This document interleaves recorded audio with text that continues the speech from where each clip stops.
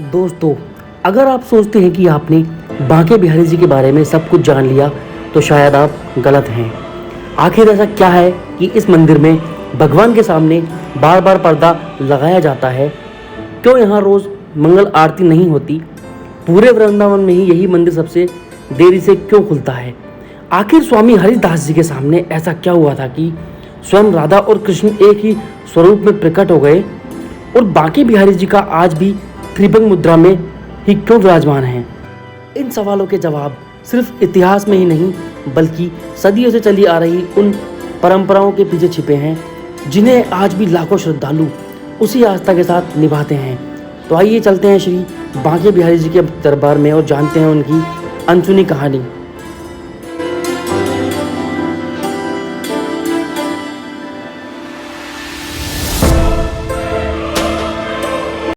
Hello दोस्तों, कैसे हैं आप सभी लोग? आई होप कि आप सभी लोग ठीक ही होंगे। तो दोस्तों, आज के ब्लॉग की स्टार्टिंग हम करने वाले हैं अलवर से।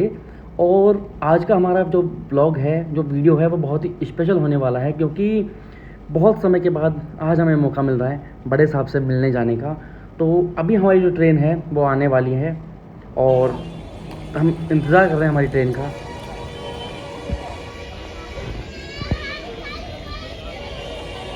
तो दोस्तों, लंबे इंतज़ार के बाद मेरी ट्रेन आ चुकी है स्टेशन पर और ये प्रयागराज ट्रेन है जो कि आज करीबन 1 घंटे लेट आई थी।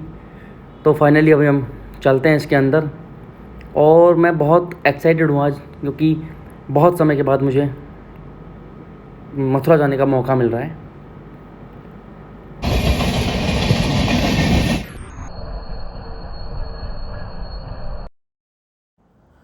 दोस्तों, फाइनली मैं उतर चुका हूँ अभी भूतेश्वर और यहाँ से मुझे मिलने वाली है वृंदावन के लिए ट्रेन। तो बस मैं उसका इंतज़ार कर रहा हूँ।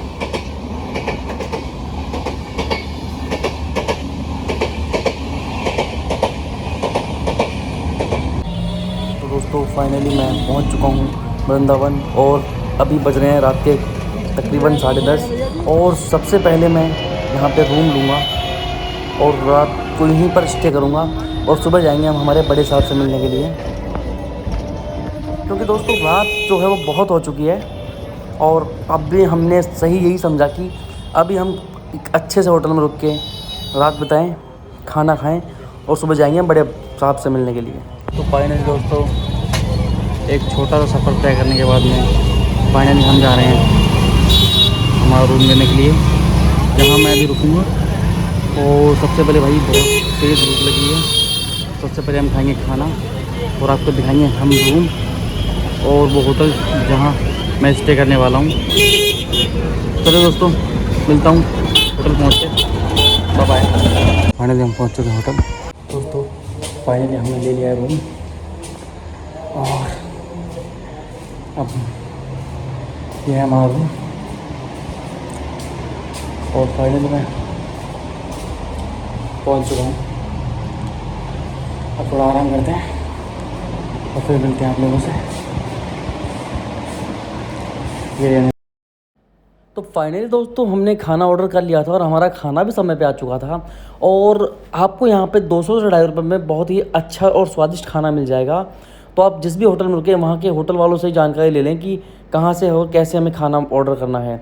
वो आपको अच्छे से पूरी जानकारी देंगे और अच्छे से अच्छे जगह के बताएंगे जहाँ से आपको शुद्ध खाना मिले। और तो दोस्तों, फाइनली खाना खाने के बाद मैं जा रहा हूँ सोने और मिलते हैं आपसे सुबह। Bye bye. तो दोस्तों, गुड मॉर्निंग, राधे राधे। तो अभी लग रहे हैं सुबह के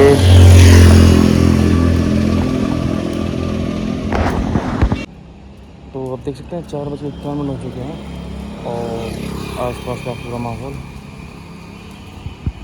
और मैं निकल चुका हूँ बड़े साहब से मिलने के लिए। और अभी आप देख सकते हैं कि पूरा रोड बिल्कुल सुनसान है और मैं कोशिश करूँगा कि मुझे समय से ऑटो मिल जाए तो मैं भी वहाँ पहुँच जाऊँ। बाकी जैसे रात में आपने देखा कि इतनी सारी भीड़ थी, लेकिन अभी आप देख सकते हैं पूरा रोड सुनसान है। चलिए दोस्तों, ढूंढते हैं पहले एक ऑटो और पहुँचते हैं बड़े साहब के पास। फिर हम भी मिलते हैं, आपको मिलवाते हैं उनसे।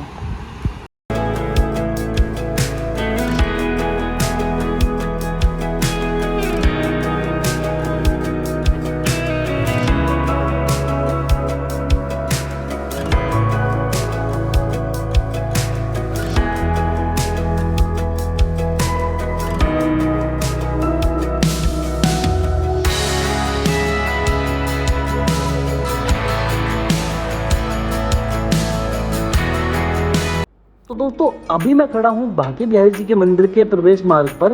यही श्रद्धालुओं की सुविधा के लिए जूते चप्पल रखने की व्यवस्था भी की गई है। इसी के ठीक ठीक पास अगर आप देखें तो यहाँ एक छोटा सा प्रवेश द्वार भी है, जहाँ से पहले नजर में साधारण लगा है, लेकिन इसी रास्ते से हम दिन हजारों श्रद्धालु बिहारी जी के दर्शन करने के लिए अंदर प्रवेश करते हैं।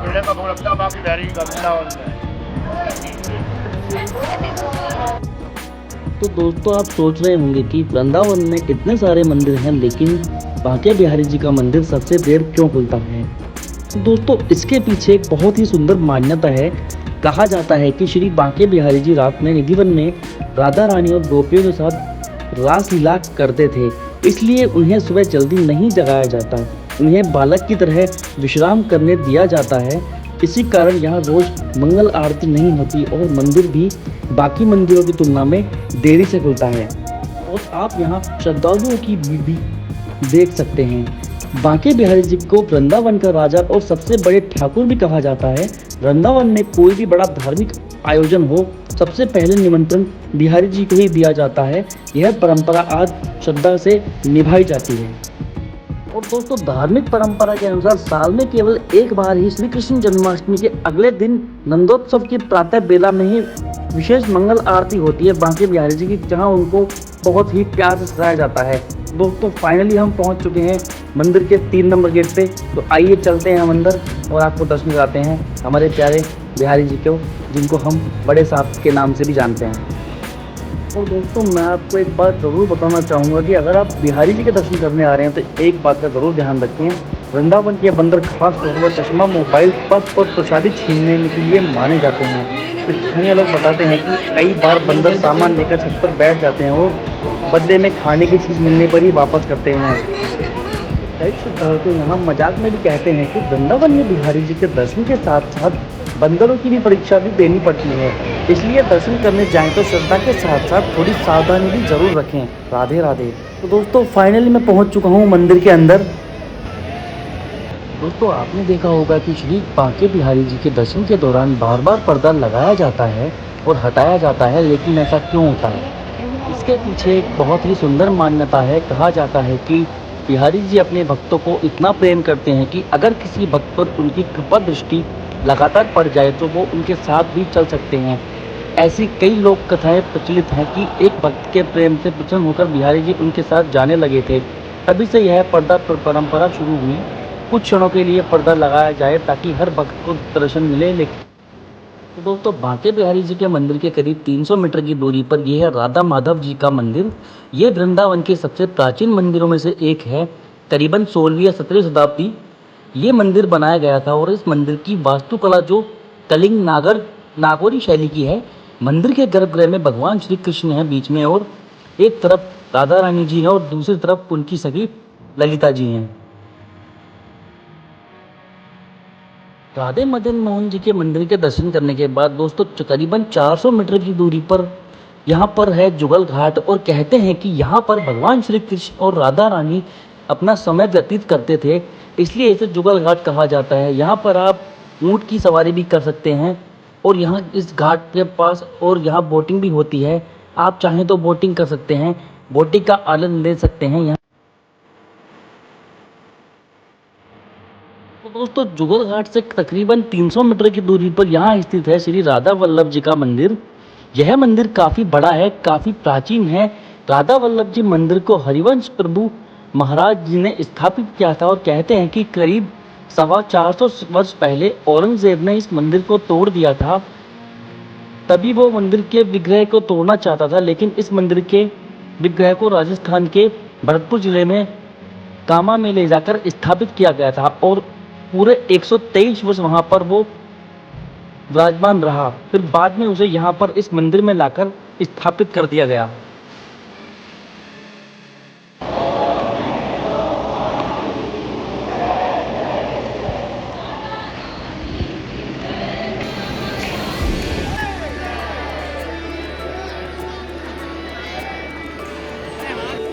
तो अभी हम जा रहे हैं मंदिर राधा वल्लभ जी के दर्शन करके मंदिर से बाहर, और आप देख सकते हैं यहाँ पर कितने श्रद्धालुओं की भीड़ है। लोग यहाँ सैकड़ों की तादाद में दर्शन करने के लिए आते हैं, और ये भी कहा जाता है कि बांके बिहारी जी के दर्शन करने के बाद में अगर आपने राधा वल्लभ जी का दर्शन ना किया तो आपके दर्शन अधूरे हैं।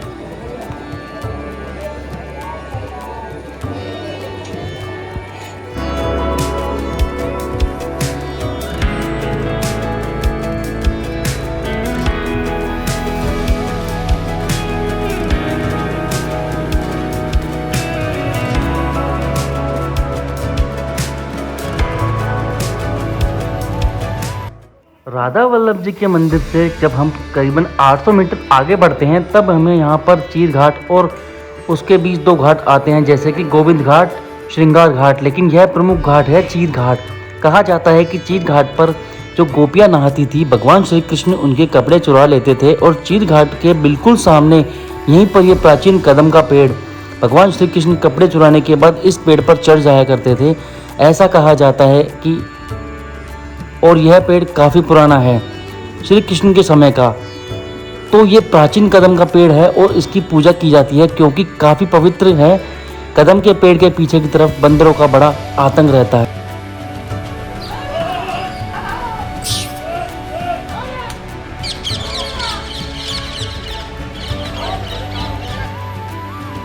तो दोस्तों यह है चीर घाट, कदम के पेड़ के बिल्कुल ठीक सामने चीर घाट।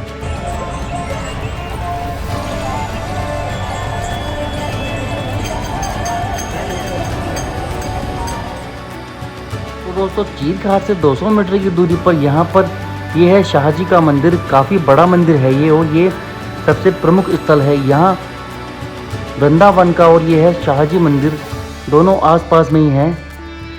तो ये शाहजी मंदिर है, उसे टेढ़ा खंबा मंदिर भी कहा जाता है क्योंकि इसके जो खंबे हैं, पिलर हैं, वो बिल्कुल कर्व शेप में बने हुए हैं।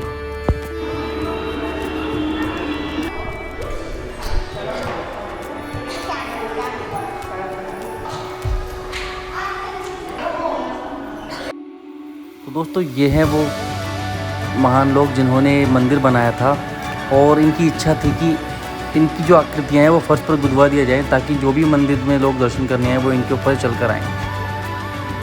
तो शाहजी मंदिर के बाद हम अब आ गए हैं राधा रमण मंदिर। शाहजी मंदिर के पास में है ये, क्योंकि राधा रमण जी का मंदिर 12 बजे बंद हो जाता है, इसलिए हम पहले यहाँ पर आ गए हैं। इसके बाद हम जाएंगे निधिवन। काफ़ी प्राचीन और काफ़ी मुख्य मंदिर है ये वृंदावन का। हम राधा रमण मंदिर के अंदर आ गए हैं।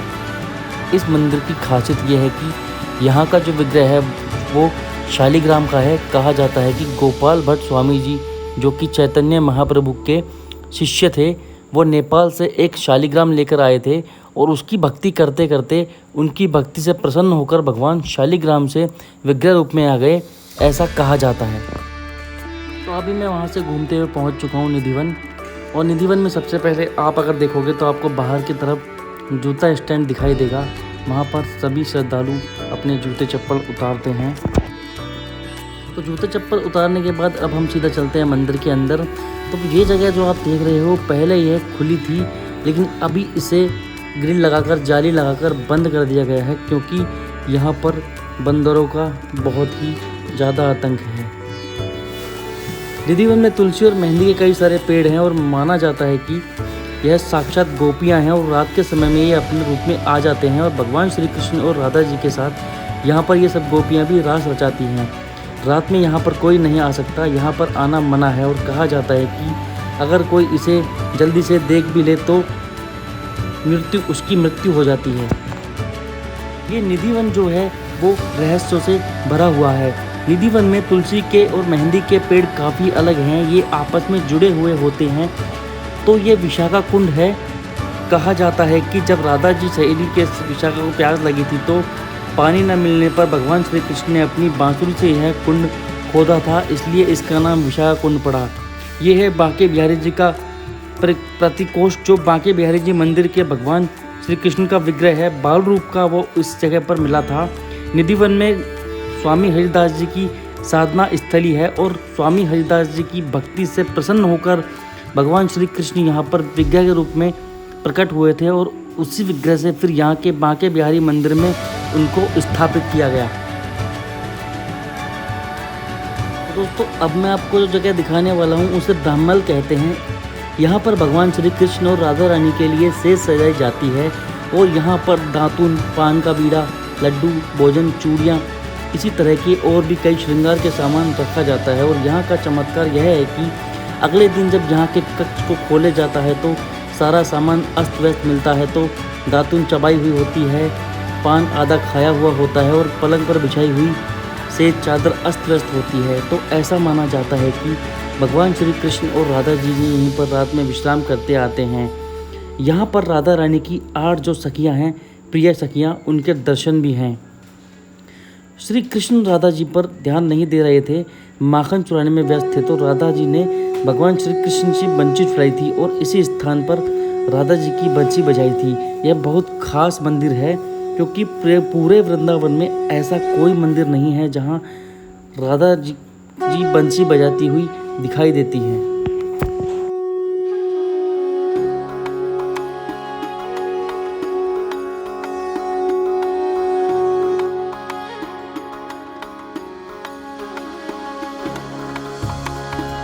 तो अभी हम आ गए हैं केशी घाट पर, और केशी घाट जो सारे मंदिरों से निधिवन और उसके आसपास के वहाँ से पास में ही पड़ता है, करीबन 700 से 800 मीटर। ये है केशी घाट। देखो आप, बड़ा सुंदर घाट है ये। और कहते हैं कि भगवान श्री कृष्ण ने यहाँ पर केशी नाम के दानव को वध किया था, उसे मारा था, इसीलिए इस घाट का नाम केशी घाट पड़ा।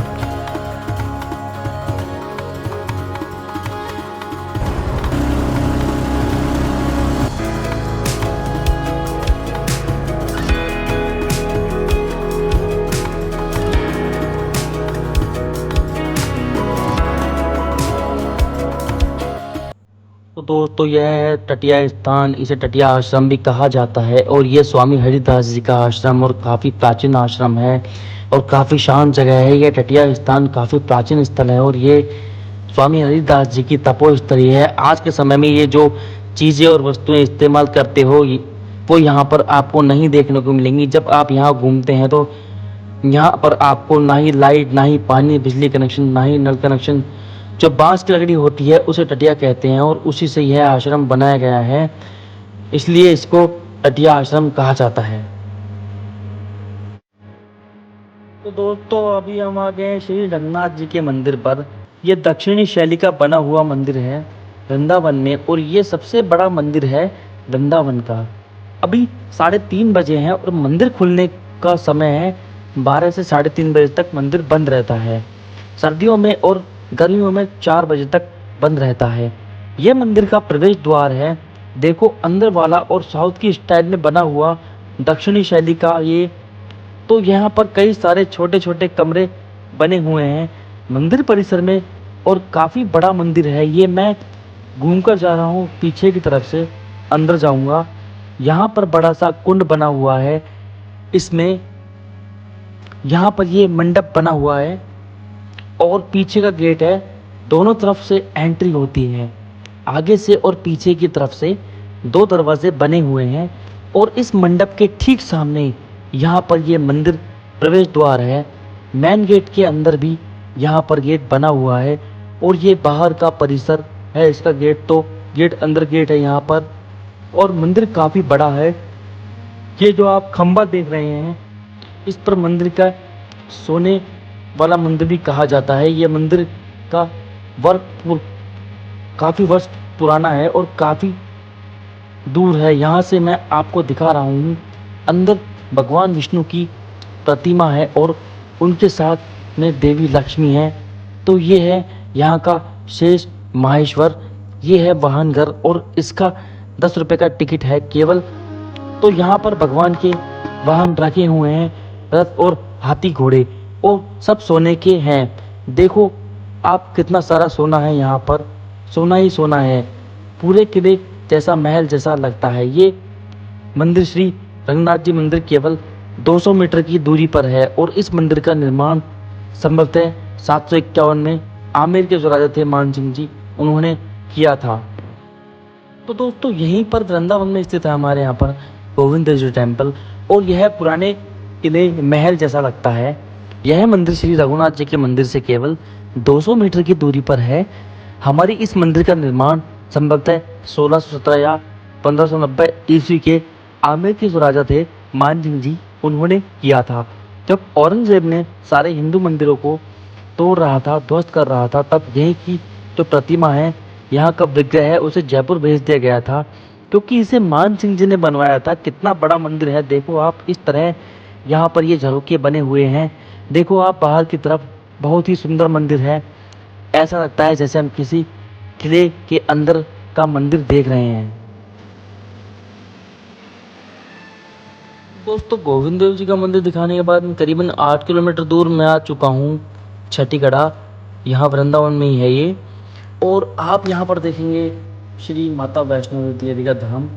तो आइए दोस्तों, हम अंदर प्रवेश करते हैं। और आप साइड में देखेंगे तो यहाँ पर लॉकर्स भी हैं आपके बैग रखने के लिए। और सामने अगर आपको दिखाई देगा तो है माँ वैष्णो देवी का मंदिर। तो यहाँ से रास्ता है और आप देख सकते हैं बहुत ही प्यारा दृश्य है माता वैष्णो देवी का। तो दोस्तों, इस मूर्ति की ऊंचाई तकरीबन 141 फीट है। काफ़ी ऊंची मूर्ति है। जैसे घूमते घूमते हम नीचे की तरफ, यहाँ पर ये माता की ऊंची सी मूर्ति है और नीचे मंदिर है। मूर्ति के नीचे जैसे ही लगी हुई और बीच में मंदिर है, ये वाला जैसे जैसे हम बाहर निकलते हैं, ये जो मूर्ति हमें दिख रही थी माता की ऊंची सी, उसके नीचे आ जाते हैं और यहाँ से बहुत ही ऊपर एक प्यारा सा सुंदर व्यू दिखाई देता है हमें।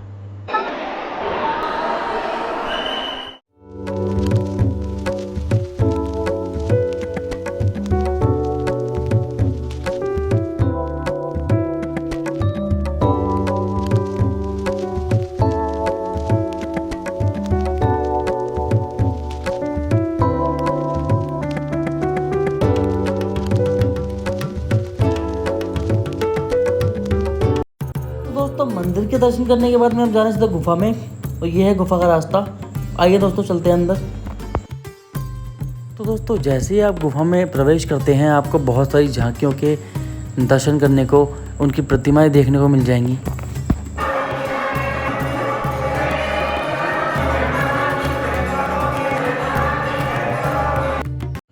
तो दोस्तों, अभी हम पहुंच चुके हैं वृंदावन के प्रसिद्ध इस्कॉन टेम्पल पर। और अभी थोड़ा अंधेरा हो गया है, लेकिन मौसम को देखकर लगता नहीं कि ज़्यादा अंधेरा हुआ है। चलते हैं मंदिर के में। तो अब अंदर आ गए हैं इस गेट से और ये है इस्कॉन टेम्पल। अभी लाइट अच्छी खासी लगी हुई है, तो हम अच्छे से दर्शन कर पा रहे हैं। दिख रहा है टेम्पल पूरा। ऊपर हरिनाम जप मंदिर है और यहाँ पर ये स्वामी प्रभुपाद जी का मंदिर है, जिन्होंने इस्कॉन टेम्पल बनाया। प्रभुपाद मंदिर के सामने यहाँ पर ये म्यूजियम है।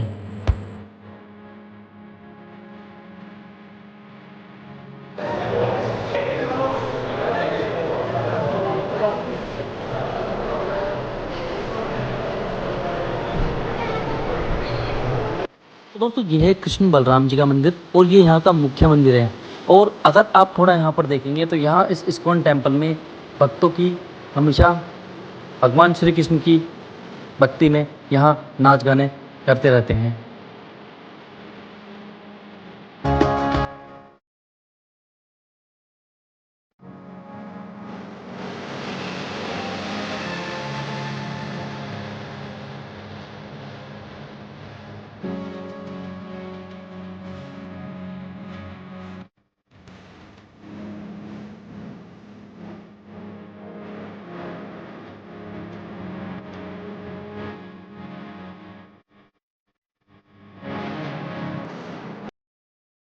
तो दोस्तों, अभी हम चलते हैं प्रेम मंदिर, क्योंकि वहाँ भी इस टाइम बहुत अच्छी लाइटिंग हुई होगी।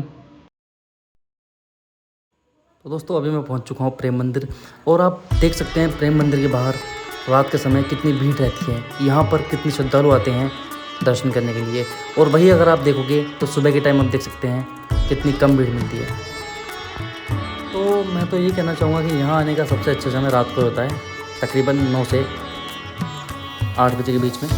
तो दोस्तों, अगर आप प्रेम मंदिर देखने आए तो मैं आपको एक ज़रूरी बात बताना चाहूँगा कि यहाँ पर सेल्फी स्टिक और कैमरा लेकर आना बिल्कुल मना है। आप यहाँ सिर्फ अपने कैमरे से शूट कर सकते हैं। और थोड़ा आगे चलते हैं तो आप देख सकते हैं कि यहाँ पे बहुत ही खूबसूरत झांकियाँ बनी हुई हैं।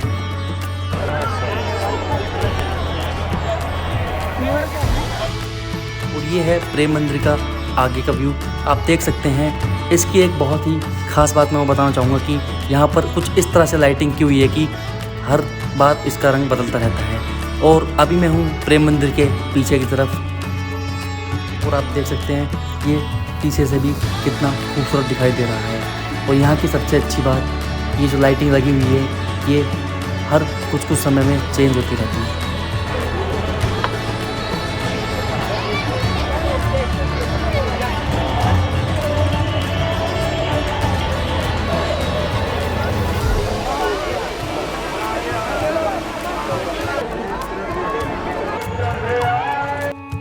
तो दोस्तों अभी तक हमने प्रेम मंदिर को बाहर से देखा, तो चलिए आपको हम इसके अंदर से दर्शन कराते हैं। और दोस्तों प्रेम मंदिर जितना बाहर से खूबसूरत दिखाई देता है उतना ही अंदर से भी खूबसूरत है। और इसका एक छोटा सा नमूना आप इन दीवारों पर की हुई बारीक नक्काशियाँ देख सकते हैं, कितनी बारीकी से इसको बनाया गया है।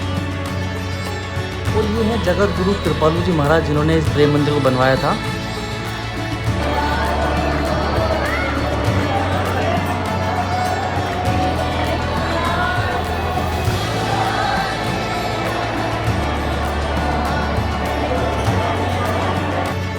दोस्तों अभी मैं यहाँ की पहली मंजिल पर आ चुका हूँ और यहाँ आप देख सकते हो एक अद्भुत चीज़ की यहाँ ऊपर राम और सीता जी का मंदिर है। और यहाँ ऊपर भी बहुत सारी खूबसूरत झांकियाँ बनी हुई हैं। तो दोस्तों इस व्लॉग में सिर्फ इतना ही। आई होप कि आपको हमारी वीडियो अच्छी लगी होगी। अगर आपको हमारी वीडियो अच्छी लगी तो लाइक करें,